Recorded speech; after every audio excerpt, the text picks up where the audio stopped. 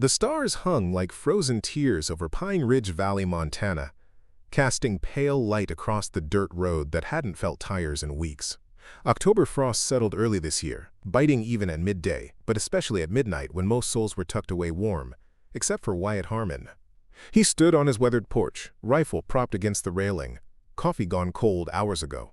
Before we jump back in, tell us where you're tuning in from, and if this story touches you, make sure you're subscribed, because tomorrow I've saved something extra special for you. Sleep hadn't come easy since losing the south pasture to the bank. The cabin felt emptier than usual, 18 months after Ellie's accident on the mountain pass.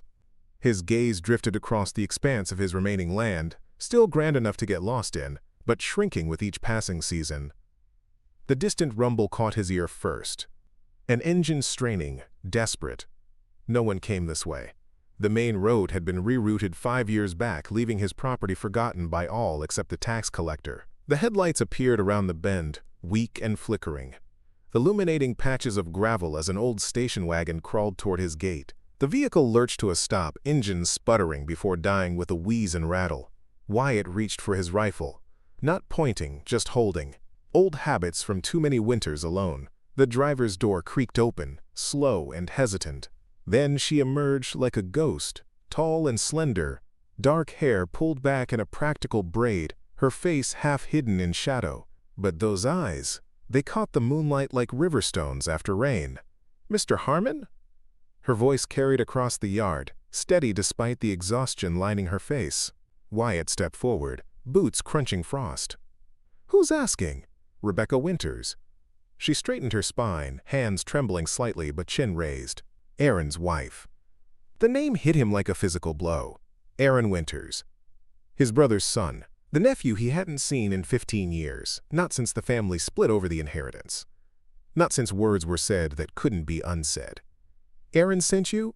Suspicion colored his voice. Rebecca's laugh held no humor. "Aaron didn't send me. Aaron's gone." She reached into her coat pocket, pulling out a folded paper. "He left this. Said if things went sideways, I should find you."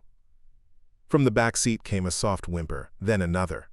Rebecca glanced back, her expression softening immediately. "The little ones are cold," she murmured, more to herself than to him. Wyatt stepped closer, peering past her. The back seat was crowded with 3 small faces, identical in their innocence, bundled in mismatched blankets. Couldn't be more than 2 years old. "My triplets," Rebecca said, following his gaze. "Lily, Lucas, and Liam. 3 of them," he said unnecessarily, something twisting in his chest. In all his 62 years, Wyatt had never had children of his own. Ellie's health had made that impossible. "We need somewhere for tonight," Rebecca said, her breath clouding in the cold air. "Just tonight. Tomorrow we'll figure something else out." "You got trouble following you?" Wyatt asked, eyes scanning the dark road behind her. She hesitated, clutching the paper tighter. "Not the kind you're thinking. No one's chasing us. Just circumstances." One of the children started crying in earnest now, a pitiful sound that cut through the night air. Wyatt watched as Rebecca's shoulders tensed, torn between continuing their conversation and tending to her child. "Bring them inside," he found himself saying. "Montana nights are no place for little ones." Relief washed over her face. "Thank you." "Don't thank me yet," Wyatt cautioned. "Just getting them out of the cold. We'll sort the rest after." Rebecca moved to the back door, murmuring gentle words as she unbuckled the first child. The little girl's face was streaked with dried tears, her tiny fingers clutching at Rebecca's jacket.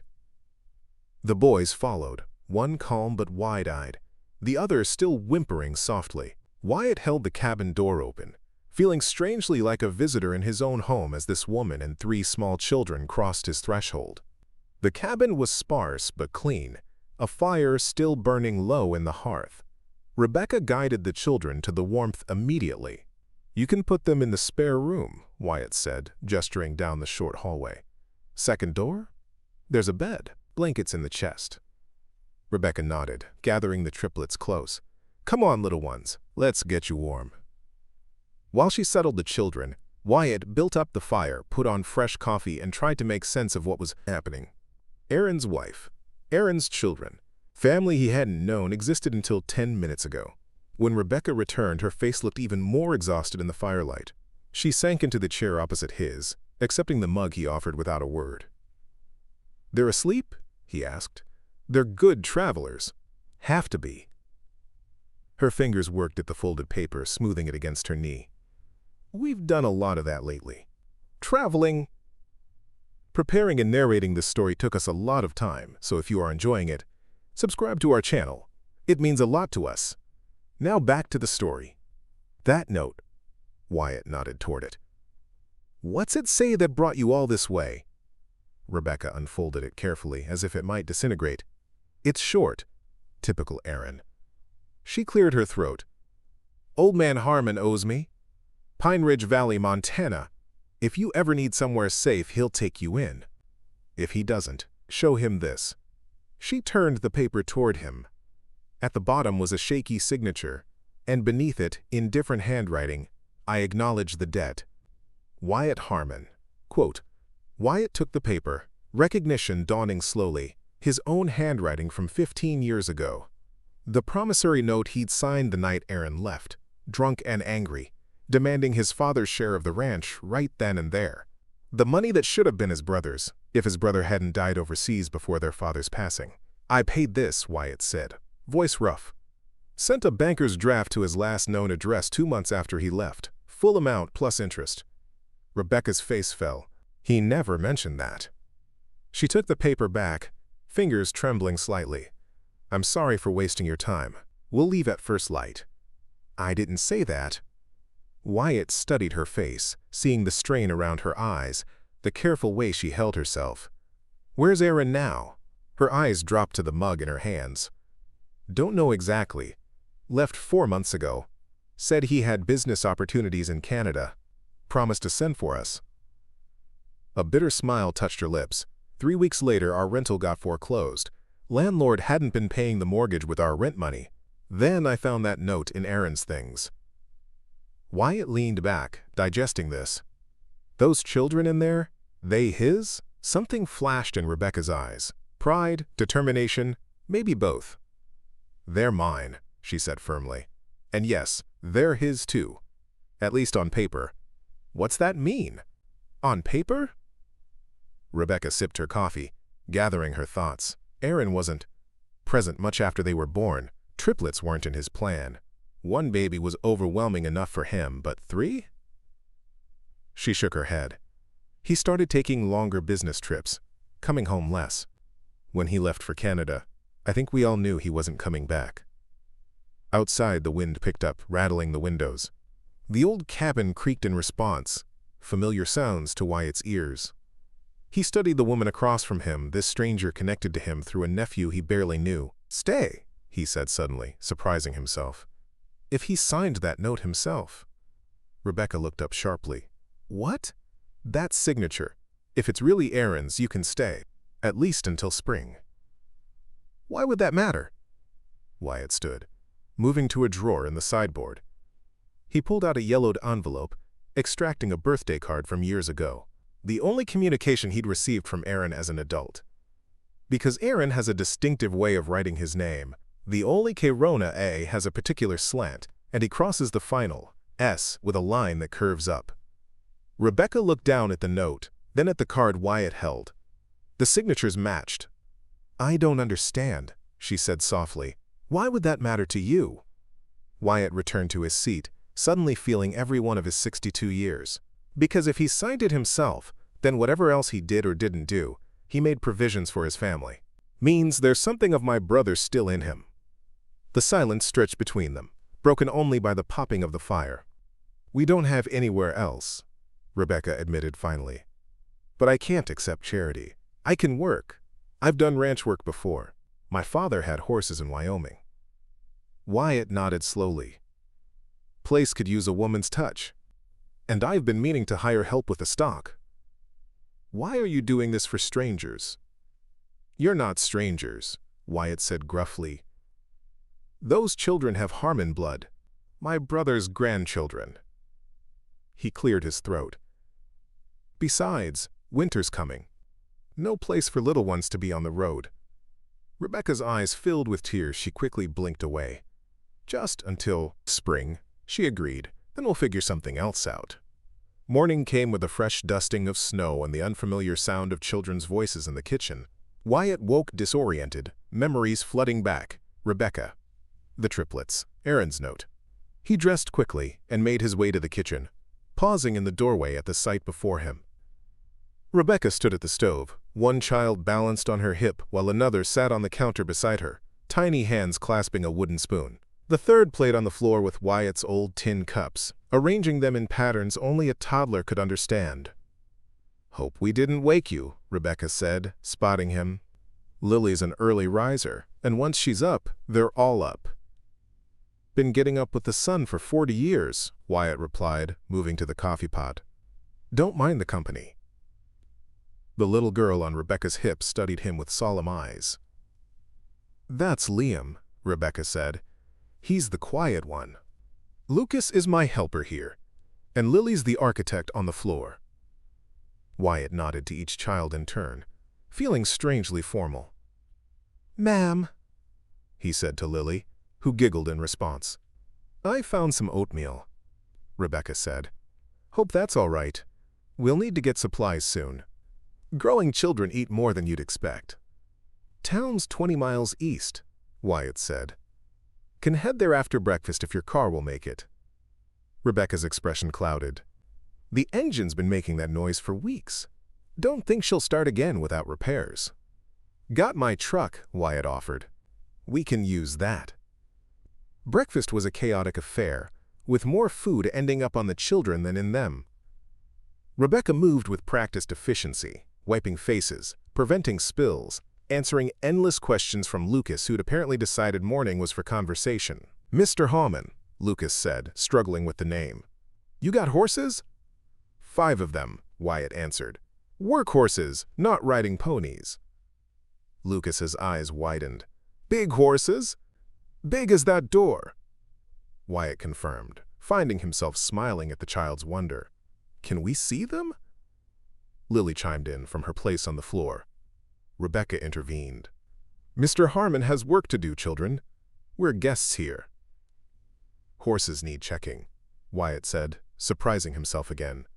"Could use some help, if your mama says it's all right." The trip to the barn became a production, bundling 3 squirming toddlers into warm clothes, finding boots that would fit over tiny feet. By the time they reached the horses, the morning was half gone. But Wyatt found he didn't mind. There was something refreshing about the children's excitement, their unfiltered joy at each new discovery. Thunderhead, his oldest gelding, showed unexpected patience as 3 pairs of small hands patted his nose. Rebecca stood back, watching with a mother's vigilance, but allowing the exploration. "They've never seen animals up close," she explained. "We've always lived in town." "Horses are good teachers," Wyatt said, guiding Lily's hand to show her how to stroke, not pat. "Teach you about respect, about reading others.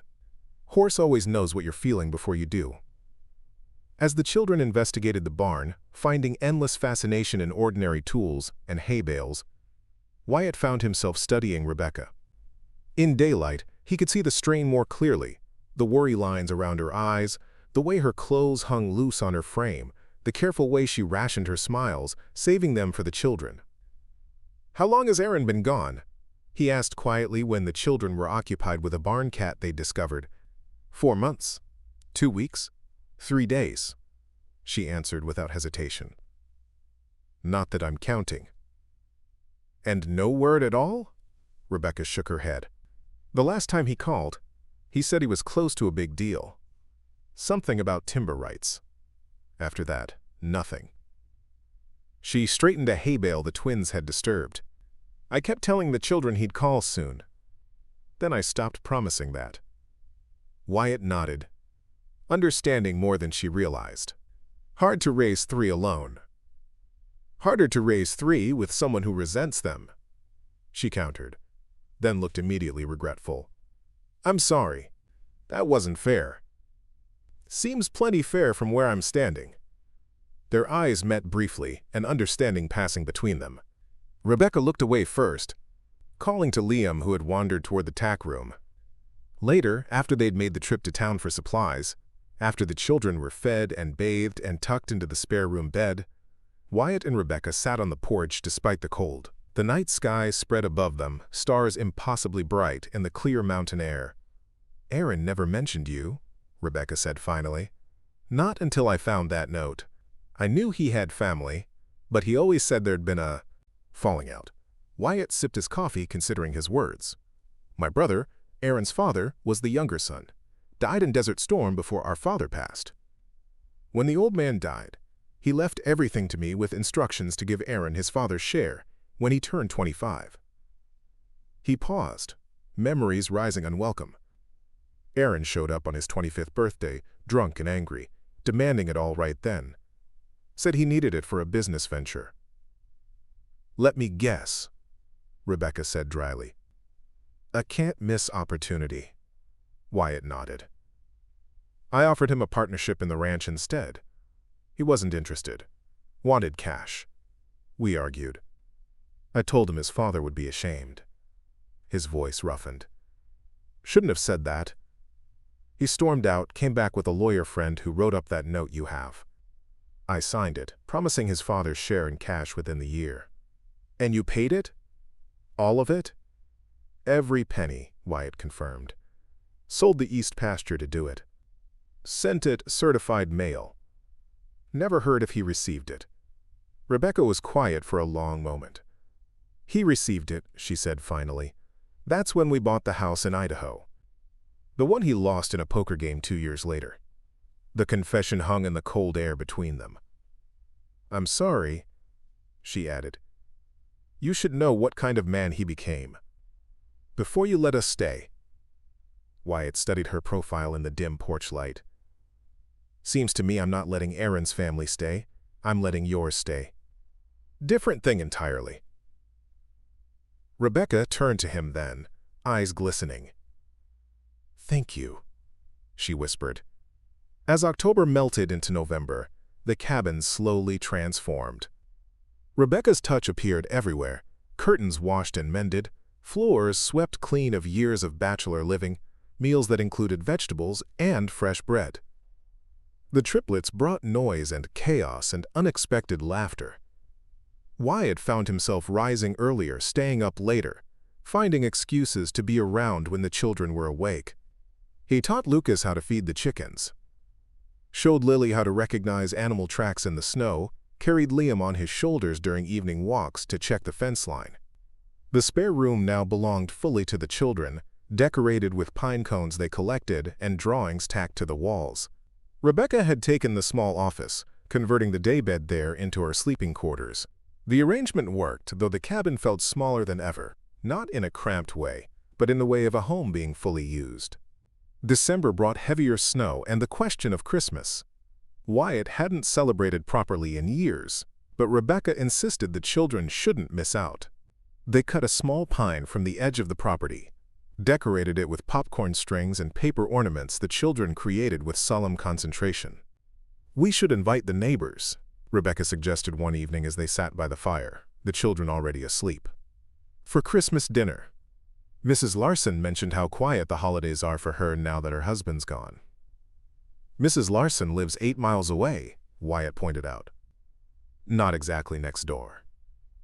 "Out here, that practically makes her family," Rebecca countered with a smile.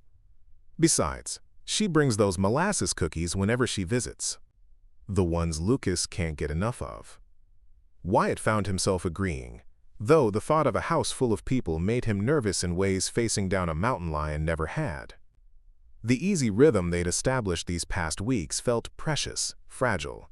Having others witness it somehow made it more real and more at risk. 2 days before Christmas, while Rebecca was in town with Mrs. Larson shopping for dinner supplies, Wyatt worked in the barn. The project had occupied his evenings for weeks now, carefully hidden from curious eyes. 3 small rocking horses, crafted from pine and oak, each one slightly different in coloring and detail. His father had taught him woodworking as a boy, a skill long neglected until now.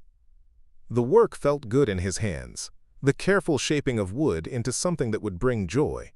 He was sanding the last one when a vehicle approached, the sound different from Rebecca's station wagon or his own truck.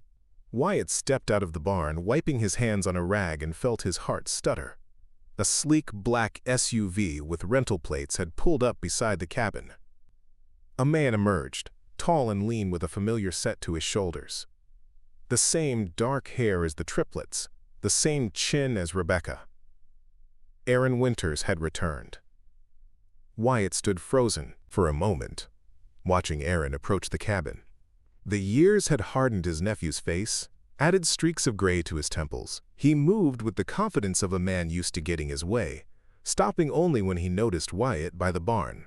"Uncle Wyatt," Aaron's voice carried across the yard, not quite friendly, not quite hostile. "Been a long time." Wyatt wiped his hands again, buying time as he stepped forward. 15 years, give or take. Aaron's smile didn't reach his eyes. "Place hasn't changed much." "Some things have," Wyatt replied, thinking of the children sleeping in what used to be his spare room, of Rebecca's gentle presence filling spaces he hadn't realized were empty. Aaron glanced toward the cabin, taking in the child-sized boots lined up by the door, the colorful paper snowflakes taped to the windows. "So I see. Got my note, did she?" The casual way he referred to Rebecca sent a wave of anger through Wyatt's chest.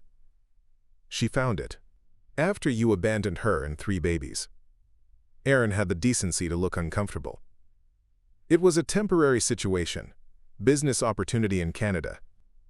Took longer than expected to sort out. 4 months, 2 weeks, 3 days."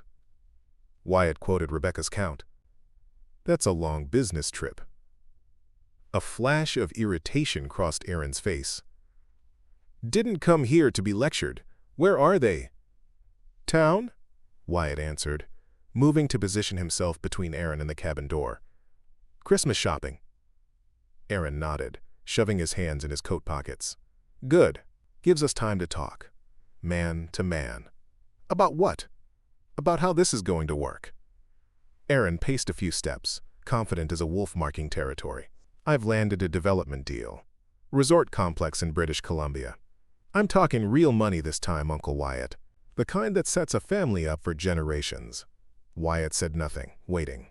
"The investors want me on site. Full-time commitment for at least 2 years." Aaron continued. "Can't have a family slowing me down right now. Kids that age, they need stability." Understanding dawned, cold and clear. "You came to make sure they stay here." Aaron spread his hands in a gesture of reasonableness. "It's the perfect solution. You've got space. Rebecca needs help.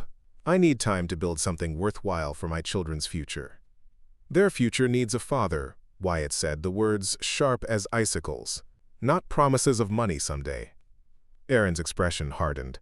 "Don't lecture me about fatherhood. Not when you never had children of your own." The barb found its mark, but Wyatt kept his face impassive. "What exactly are you proposing?" "Simple. Rebecca and the kids stay here through my development phase. I'll send money when I can. Once everything's established, I'll come back for them." "And if I refuse?" Aaron's smile turned cold. "This is still Harmon land, isn't it? And I'm still a Harmon. I've looked into it. The way grandfather's will was written, I could petition for my portion of the actual property, not just the cash value you sent." He shrugged. "Would mean selling the place, of course, dividing the proceeds." The threat hung in the air between them. Wyatt knew it wasn't entirely empty. Legal battles could drag on for years, drain what little savings he had left. "Does Rebecca know you're here?" he asked finally. Aaron glanced away. "Thought I'd surprise her." "Like you surprised her when you left?" Aaron's jaw tightened. "You don't understand what it's like. 3 babies at once. The constant noise, the demands. Never a moment's peace. I wasn't cut out for that life." "Then you weren't cut out to be their father," Wyatt said simply. Before Aaron could respond, the sound of an approaching vehicle cut through the tense silence. Rebecca's station wagon appeared around the bend, moving slowly on the snow-covered road. Wyatt saw the exact moment she recognized Aaron.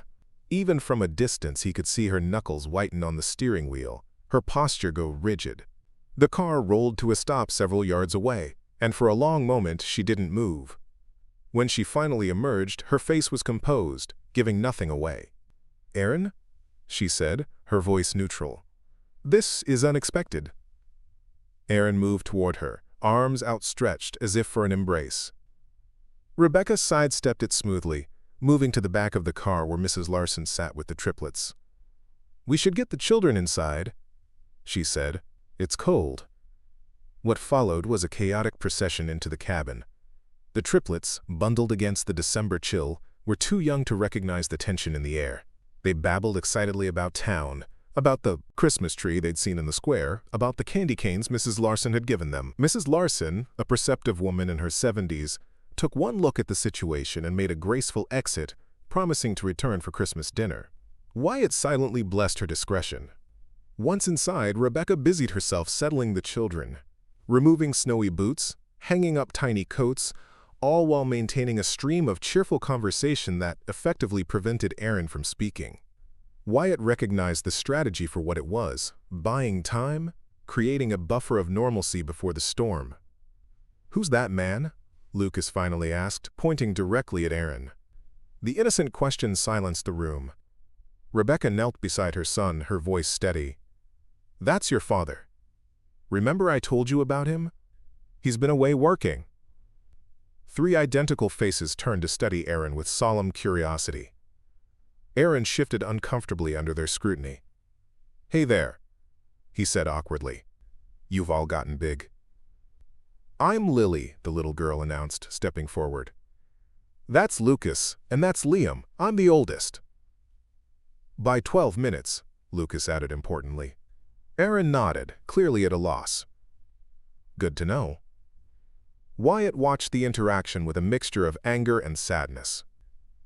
These children deserved better than a father who couldn't tell them apart, who saw them as an inconvenience to his ambitions. "Children," Rebecca said brightly, "why don't you show Mr. Wyatt the special cookies we bought in town? They're shaped like stars." Grateful for the distraction, the triplets hurried to the kitchen, pulling Wyatt along. He went willingly, understanding Rebecca needed space for this confrontation, but he kept himself within earshot, protective instincts fully awakened. In the living room, the temperature seemed to drop 10 degrees once the children were out of sight. "What are you doing here, Erin?" Rebecca's voice had lost all pretense of warmth. "Is that any way to greet your husband after 4 months?" Erin tried for charm, the smile that had once made Rebecca's heart skip. "Ex-husband," she corrected. "The divorce was finalized last month. You would know that if you'd responded to any of the certified letters." Erin's facade cracked slightly. "I never signed anything." "You didn't have to. Abandonment for over 90 days is grounds enough in Idaho." Wyatt, pretending to help the children arrange cookies on a plate, felt a surge of respect for Rebecca's quiet strength. Erin paced the small living room. "You had no right to do that without talking to me first." "I had every right," Rebecca replied evenly. "Just like you apparently had every right to walk out on your family without a backward glance." "I told you I was coming back." "You told me a lot of things, Erin. Most of them weren't true." The accusation hung in the air between them. In the kitchen, Wyatt quietly suggested the children color pictures to show their father. Once they were settled with paper and crayons, he moved closer to the living room doorway, no longer pretending not to listen. "I've got a real opportunity now," Erin was saying, his voice lowered. "Resort development in British Columbia. The investors are serious people. This is the big break we've been waiting for." "We haven't been waiting for anything," Rebecca replied. "We've been living. Without you." Erin's frustration was visible now. "I'm trying to build a future for my children." Our children needed a father, not a future promise. Rebecca's voice finally betrayed emotion. "Do you know Liam stopped talking for 2 months after you left? That Lily still checks the door every night before bed, asking if you're coming home? That Lucas tells the other children at playgroup that his daddy is on an important mission like a superhero?" Erin looked away. "Kids are resilient. They'll understand when they're older." "No," Rebecca said firmly. "They won't. Neither do I." A tense silence filled the room. From the kitchen came the innocent sounds of children chattering, oblivious to the adult storm brewing in the next room. "I've spoken with Uncle Wyatt," Erin said finally, changing tactics. We've worked out an arrangement. You and the kids can stay here while I get the resort established. It's the perfect solution. Rebecca's laugh held no humor. You've worked out an arrangement? Without consulting me?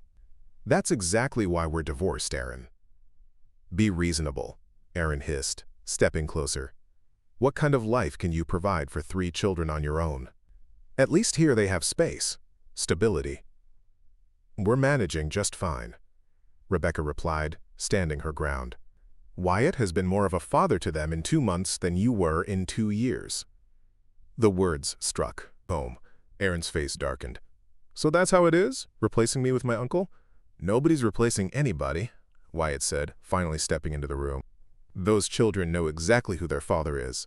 Question is whether their father knows who they are. Aaron turned, eyes flashing. Stay out of this, old man. This is between me and my wife. Ex-wife. Rebecca corrected again. And Wyatt has every right to be part of this conversation. We're living in his home. Aaron's calculating expression told Wyatt he was reassessing the situation. Let's all calm down, he said, voice deliberately reasonable. I didn't come here to fight. I came to make things right. By leaving again, Rebecca asked. By providing for my family, Aaron countered. The resort job is a 2-year contract minimum. I can't bring 3 toddlers to a construction site. But once it's established, we can be together again. A real family. The manipulation was so transparent that Wyatt had to bite his tongue to keep from intervening. This was Rebecca's battle to fight, though everything in him wanted to throw Aaron off his property. Rebecca studied her ex-husband, her expression unreadable. And in the meantime, what happens to the children while you're building this fantasy future? Aaron gestured around the cabin. They stay here, with you and Uncle Wyatt. I'll send money when I can. Like you did before? Rebecca's voice was ice.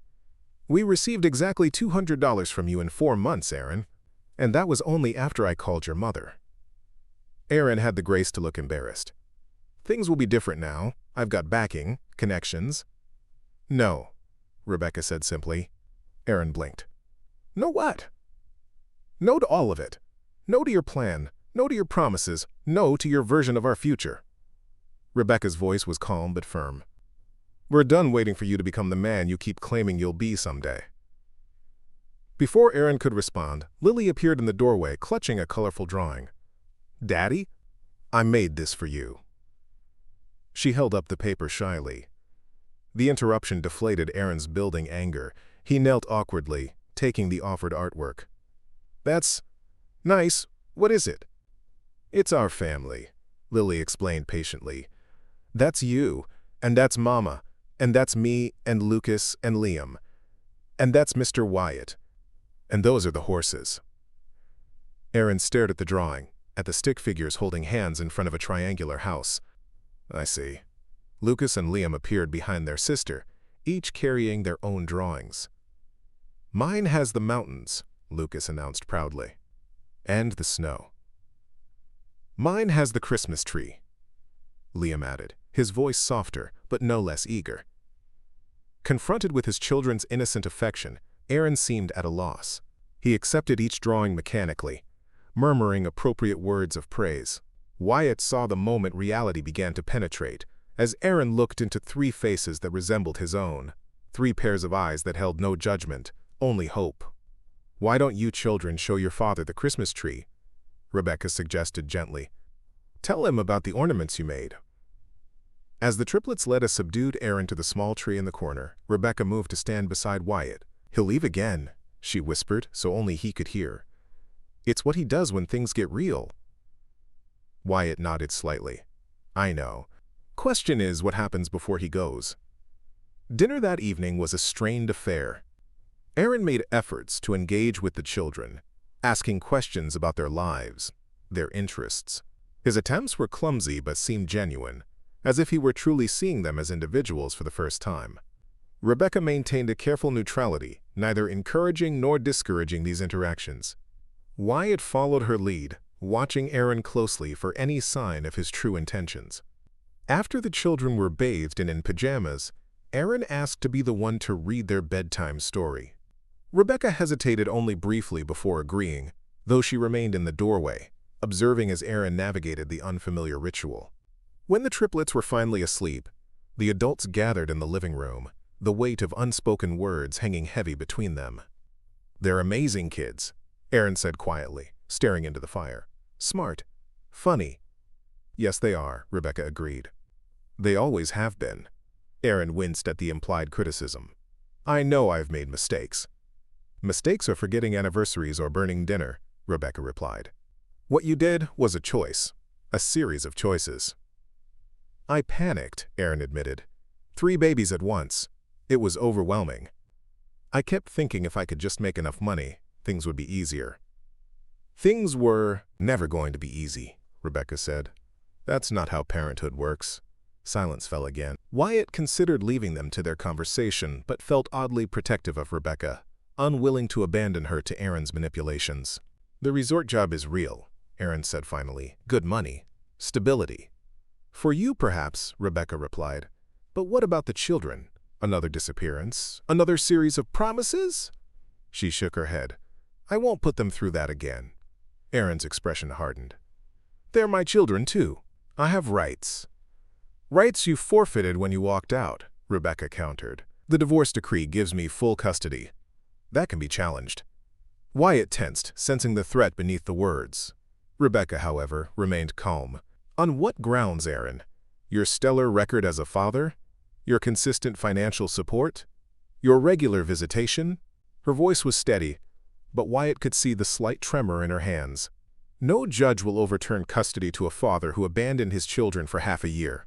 Aaron's jaw tightened. "People make mistakes. Courts understand that." "Yes, they do," Rebecca agreed. "But they also look at patterns of behavior. Your pattern is walking away when things get difficult." The accusation hit its mark. Aaron stood abruptly, pacing the small room. "What do you want from me, Rebecca? I'm trying to do the right thing here." "Are you?" she asked quietly. "Or are you trying to ease your conscience?" The question hung in the air, unanswered. Outside, snow began to fall, thick flakes drifting past the windows. "It's getting late," Wyatt said finally. "Snow's picking up. You got a place to stay in town, Aaron?" Aaron glanced out the window, frowning at the deteriorating weather. "Was planning to drive back to Missoula tonight." "Not in this," Wyatt said firmly. "Roads will be treacherous by midnight." A tense silence followed, as they all recognized the implications. Aaron would need to stay the night. "You can take the couch," Rebecca said finally. "I'll get you some blankets." As she left the room, Aaron turned to Wyatt, his expression unreadable. "You've gotten close to them." "To all of them?" It wasn't quite a question, but Wyatt answered anyway. "They're good people. The children bring life to this old place." Aaron studied him, calculation in his eyes. "Never thought you'd want a ready-made family at your age." "Never thought I'd have the chance," Wyatt replied honestly. "Life takes unexpected turns." "Indeed it does," Aaron murmured, turning back to the fire. "Indeed it does."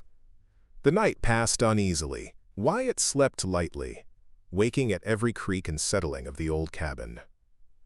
By morning, the snow had stopped, leaving a pristine blanket across the landscape. The children woke with their usual energy, momentarily confused but quickly delighted to find their father still there. Breakfast was chaotic, with the triplets competing for Aaron's attention, showing off new skills, new words, new accomplishments. Aaron responded with growing confidence, clearly surprised by their development, their distinct personalities.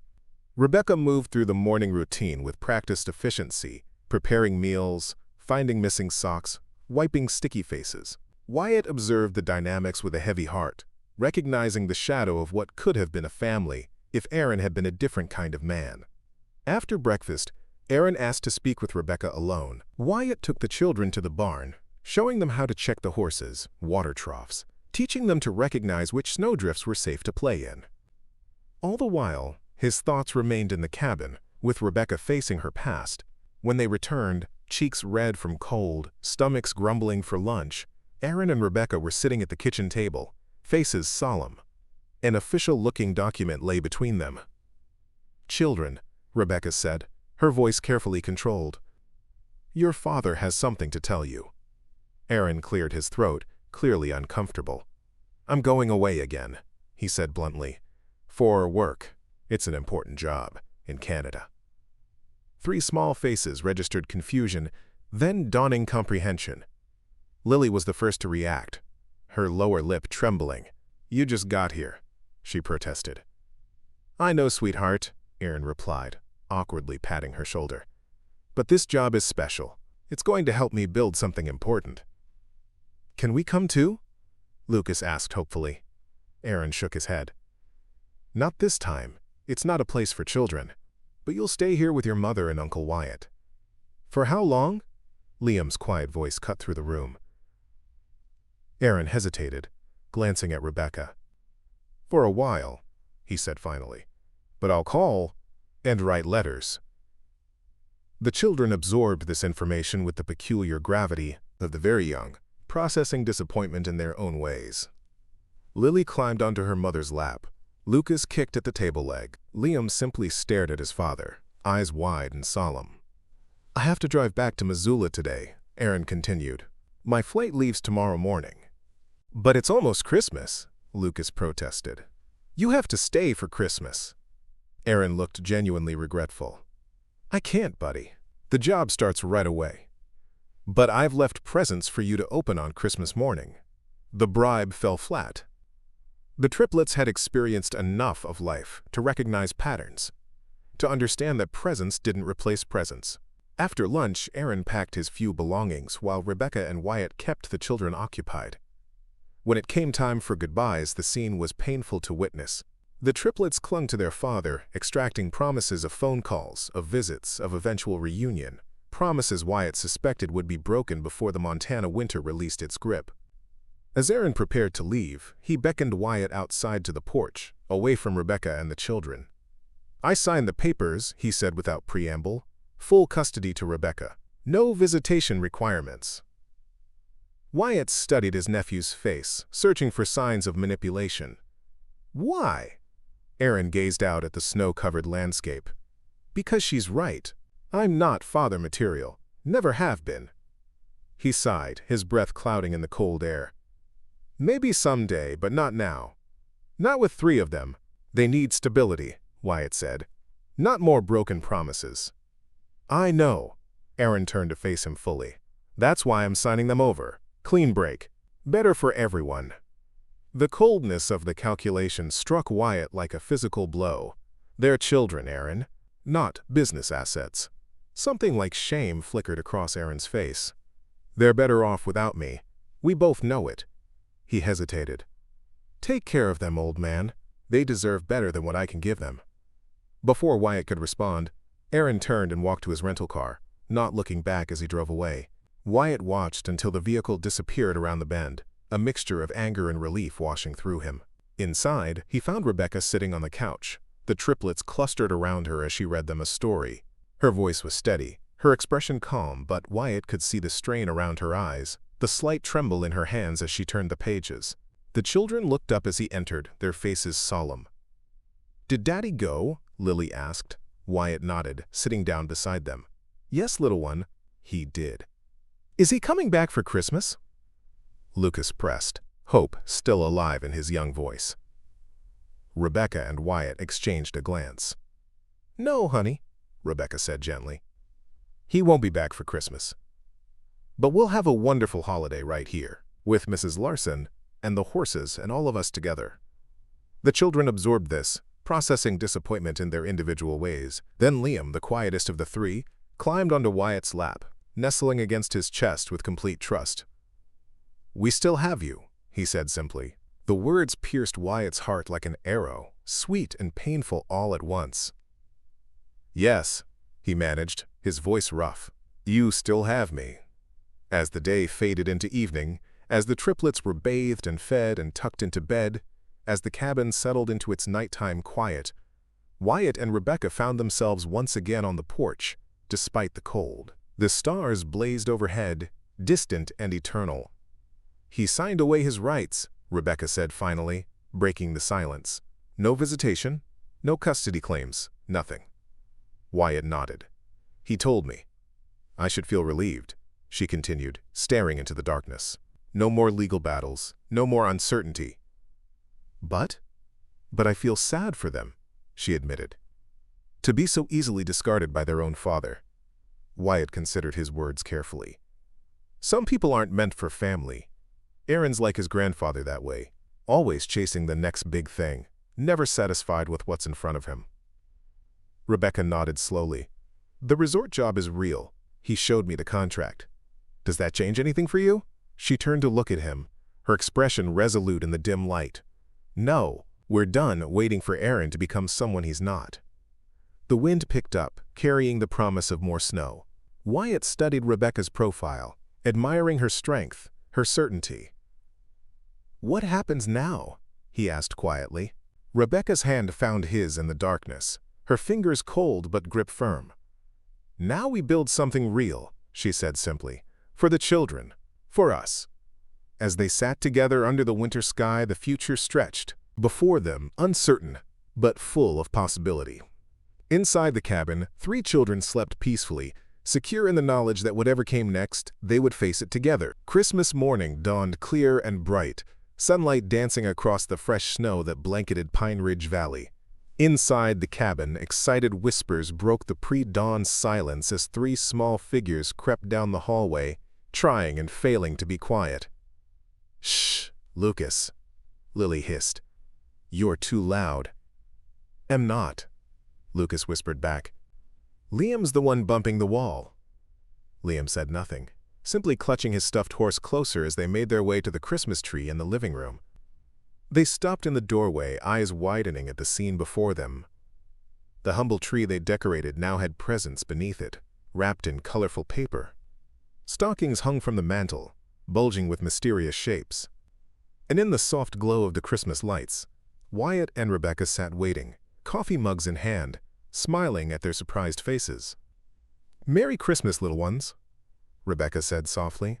The children erupted in excitement, rushing forward, hesitating only briefly before diving into the festivities. For the next hour, the cabin filled with the sounds of tearing paper, delighted gasps, and thank yous. Aaron's promised gifts were there, expensive toys that demonstrated his lack of knowledge about his children's actual interests. The triplets accepted them politely but gravitated toward the simpler, more thoughtful presents, the ones chosen with care. Lucas exclaimed over the wooden train set Wyatt had carved, each car detailed with tiny windows and wheels that actually turned. Lily gasped at the handmade quilt for her bed, pieced together from Rebecca's fabric scraps, featuring horses galloping across a star-filled sky. Liam, quietest of the 3, sat transfixed by the picture book about Montana wildlife, carefully turning pages with reverent fingers. As the children played with their new treasures, Rebecca slipped onto the porch for a moment alone. Wyatt found her there, staring across the snow-covered landscape lost in thought.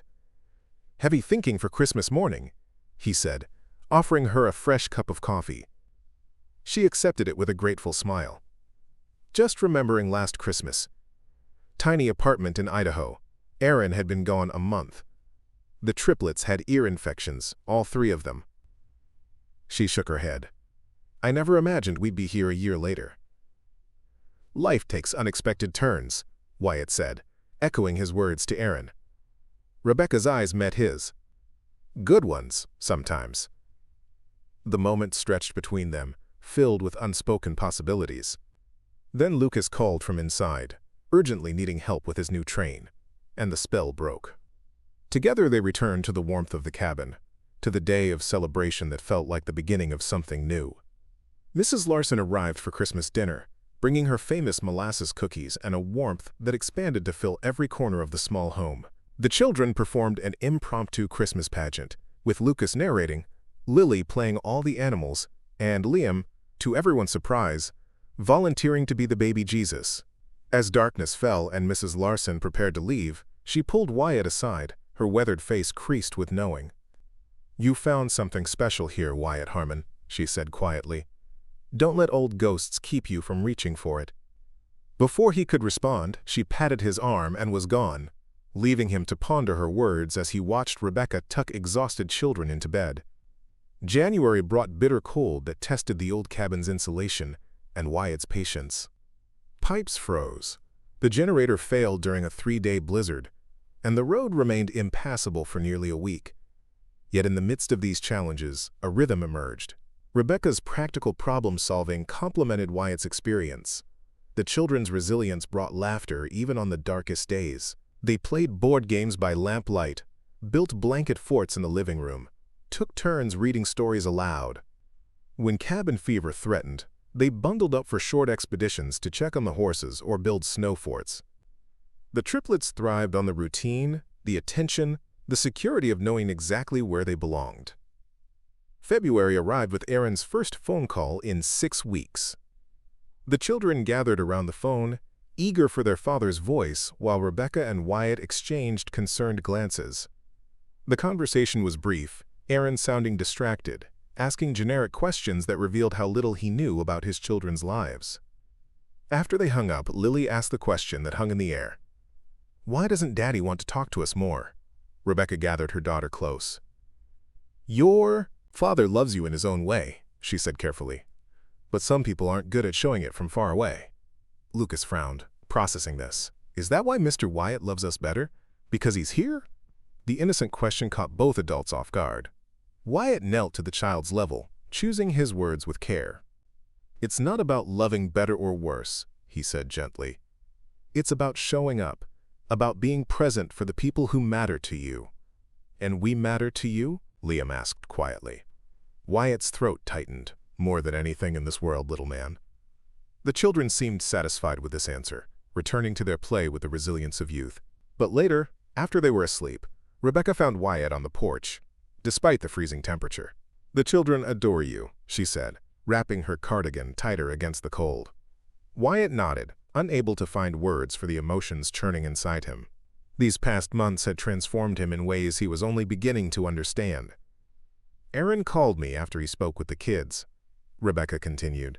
"He's not coming back." Wyatt turned to her, searching her face for signs of distress. "You knew that already." "Yes," she agreed.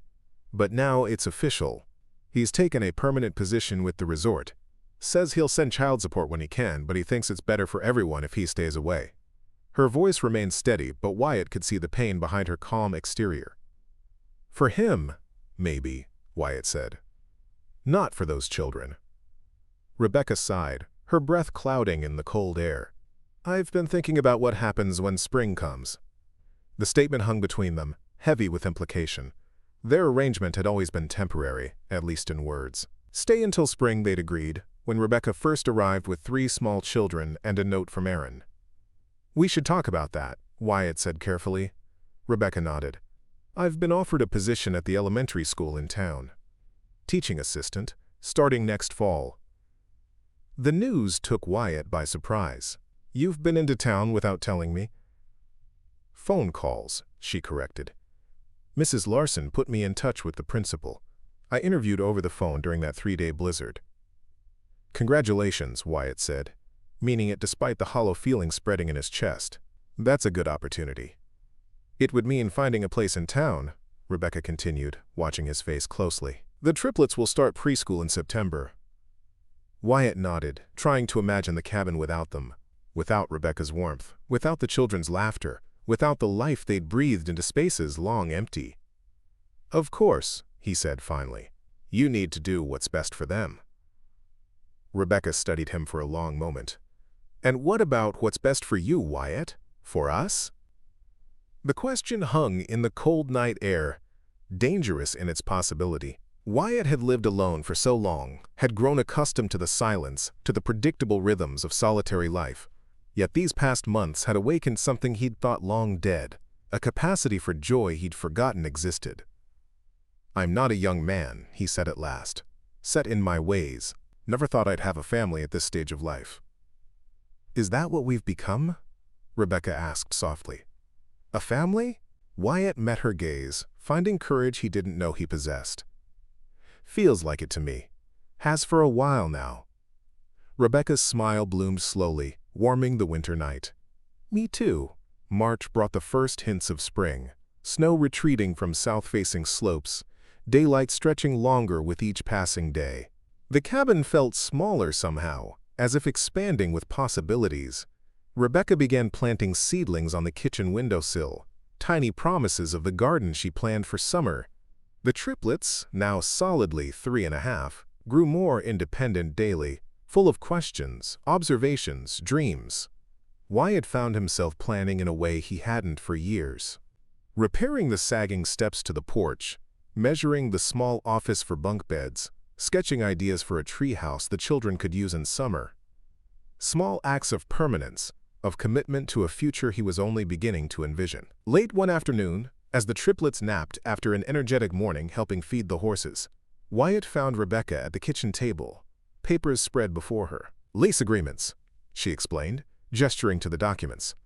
"For apartments in town. Mrs. Larson brought them over yesterday." Wyatt's heart sank as he sat across from her. "Found something suitable?" Rebecca nodded, pushing a particular form forward. 2-bedroom above the bookstore. Walking distance to the "deserve a proper treehouse," Wyatt said with mock seriousness. "It's essential to childhood development." Their laughter mingled in the spring air, comfortable and easy. In the few months since Aaron's departure, something had shifted between them. Friendship deepening into affection, affection blossoming into love. They moved cautiously, mindful of the children, of the complexity of their situation. But the trajectory was clear to both of them. "I've been thinking," Wyatt said after a moment, "about making some changes to the property." Rebecca raised an eyebrow. "What kind of changes?" "The south pasture, the one I lost to the bank years ago. It's coming up for sale again. With what I've saved, I could probably buy it back." "That's wonderful," Rebecca said. "You've always said that was the best grazing land on the property." Wyatt nodded. "It is, but I was thinking it might be good for something else too. A proper garden, maybe an orchard eventually. Apple trees take time, but they're worth the investment." Rebecca understood the significance immediately. Orchards were long-term commitments, promises to a future measured in decades, not seasons. "I like that idea," she said softly. "Very much." Their conversation was interrupted by excited shouts from the creek. "Look what Liam found," Lucas called. They turned to see Liam holding something carefully in his cupped hands. His siblings gathered around him in excitement. As Rebecca and Wyatt approached, Liam opened his hand slightly to reveal a tiny frog, emerald green and perfectly still. "He was under a rock," Liam explained, his voice reverent. "Can I keep him?" Wyatt knelt beside the boy. "Wild things belong in the wild, little man. They need freedom to be their best selves." Disappointment flickered across Liam's face. "But he's so small. What if something eats him?" "That's the risk of living free," Wyatt explained gently. "But it's worth it. Tell you what, we can build a little pond near the house, create a place where frogs might want to live. Then you can visit them whenever you want, but they'll still be free." Liam considered this compromise, then nodded solemnly. "Okay, but can I hold him a little longer first?" "Just a little," Rebecca agreed, then back to his home. As they watched Liam carefully showing his treasure to his siblings, Rebecca slipped her hand into Wyatt's. "You're good with them," she said quietly. "Natural," Wyatt squeezed her hand. "Never thought I'd have the chance to be a father figure. Turns out it's not so different from taming wild horses. Patience, consistency, respect. And love," Rebecca added. "Plenty of that, too." Wyatt nodded, watching as Liam gently returned the frog to the creek bank, whispering what appeared to be goodbye wishes to the tiny creature. "That, too," he agreed softly. "Most important ingredient." May unfurled across the valley in waves of green, fields that had lain dormant through winter, awakening with renewed vigor. The cabin transformed as well, windows thrown open to catch spring breezes. Rebecca's seedlings transplanted to freshly turned garden beds. Bright curtains replacing the heavy drapes that had protected against winter drafts. The triplets, now approaching their 4th birthday, grew like the wildflowers that dotted the pastures, each day bringing new words, new skills, new independence. Lucas mastered the art of buttoning his own coat, a development he announced with tremendous pride. Lily revealed an unexpected talent for drawing, filling pages with surprisingly detailed horses and mountains. Liam, still the quietest, began constructing elaborate stories about the wildlife around the ranch, tales he would share in whispers at bedtime. One evening, after the children were asleep, Rebecca found Wyatt at the kitchen table, papers spread before him. "What's all this?" she asked, placing a cup of tea beside him. "Deed to the south pasture," he explained. "Bank accepted my offer today." Rebecca squeezed his shoulder in congratulation. "That's wonderful news." "There's more," Wyatt said, sliding another document forward. "Had my lawyer draw this up last week." Rebecca scanned the paper, understanding dawning slowly. "Wyatt, is this what I think it is?" He nodded, suddenly nervous. "It's adding your name to the property deed. Yours, and the children's. Making it official that this place belongs to all of us." Tears filled Rebecca's eyes. "But this has been in your family for generations." "And now it will stay in my family," Wyatt said softly. "If you'll have it. If you'll have me." Rebecca sat down beside him, emotion making speech difficult. "Are you asking what I think you're asking?" Wyatt took her hand, his weathered fingers gentle against her skin. "I'm asking if you'll marry me, Rebecca. Not right away if you're not ready, but someday. I'm asking if you'll let me be a father to those children in every way that matters. I'm asking if we can build something permanent, something that will outlast both of us." Rebecca's free hand went to her heart. "The children will be overjoyed. They already think of you as their father in all but name." "And you?" Wyatt asked, vulnerability plain in his eyes. "What do you think?" Rebecca leaned forward, pressing her lips to his in a gentle kiss. "I think yes," she whispered against his mouth. "To all of it?" "Yes." The decision to tell the children came easily.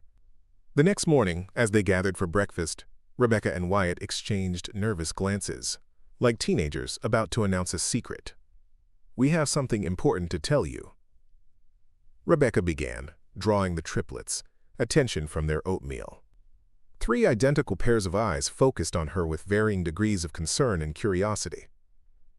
"Is it bad news?" Lucas asked immediately.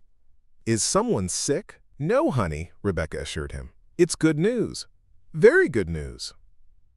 "Mr. Wyatt and I have decided to get married," she continued. "That means we'll all be a family officially. Mr. Wyatt will be your father, legally and in every way that matters." The children absorbed this information with solemn consideration. "Does that mean we can call you Dad?"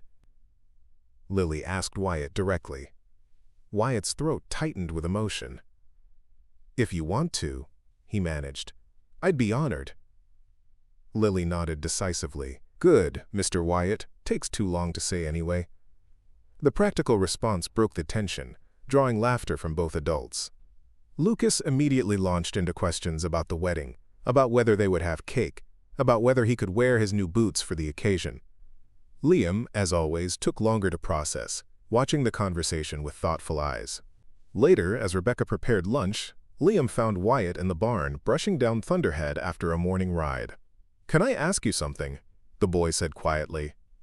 Wyatt set down the brush, giving Liam his full attention. "Always, little man." "What's on your mind?" Liam twisted his hands together, gathering courage.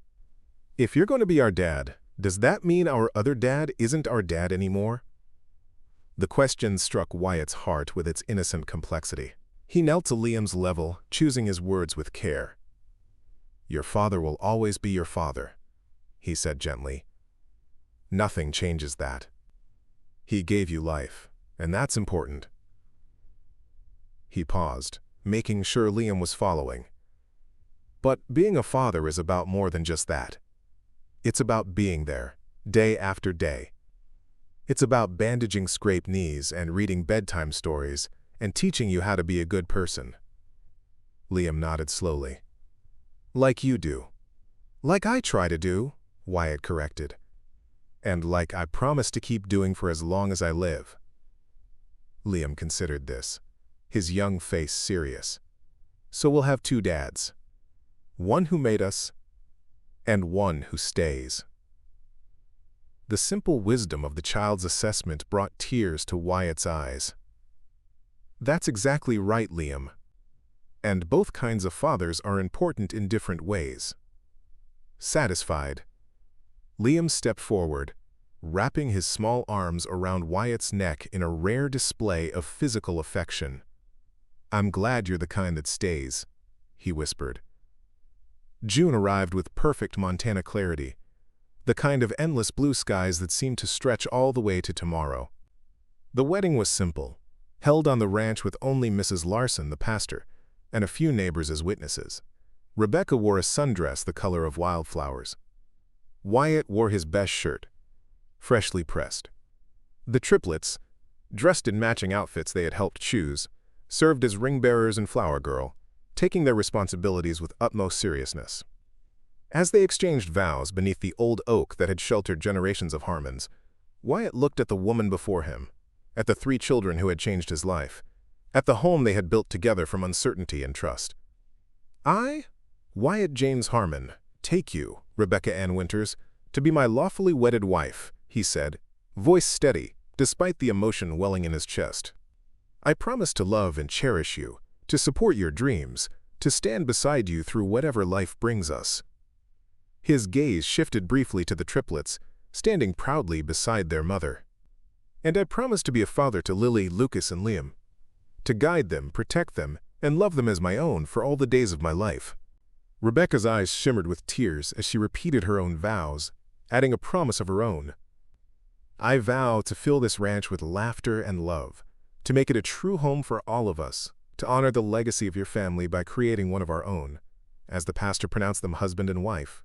As their small gathering erupted in cheers and applause, Wyatt felt a tugging at his sleeve.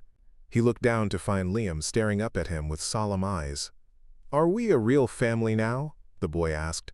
Wyatt lifted him into his arms, beckoning Lucas and Lily to join them.